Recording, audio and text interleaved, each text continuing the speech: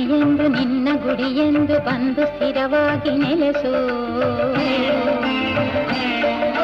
ಬಂದ ಕ್ಷಣದಿಂದ ತಂದ ಸುಖ ಶಾಂತಿ ನಮ್ಮ ಬದುಕಲ್ಲಿ ಬೆರೆಸು. ನಿತ್ಯ ಹರಿಪೂಜೆ ನಿತ್ಯ ಗುರು ಸೇವೆ ಎಲ್ಲಿ ನಡೆವಂತೆ ಹರಸು. ದಯೆ ತೋರಿಸು ಶರಣೆನ್ನುವೆ ಸೌಭಾಗ್ಯದ ನಿಧಿಯೇ, ಬಾಗಿಲ ತೆರೆದಿರುವೆ ತಾಯೇ ಪೂಜೆಗೆ ಕಾದಿರುವೆ. ಸೇವೆಯ ಸ್ವೀಕರಿಸು ಭಾಗ್ಯಲಕ್ಷ್ಮಿಯೇ, ಸೇವೆಯ ಸ್ವೀಕರಿಸು ಭಾಗ್ಯಲಕ್ಷ್ಮಿಯೇ, ಬಾಗಿಲ ತೆರೆದಿರುವೆ.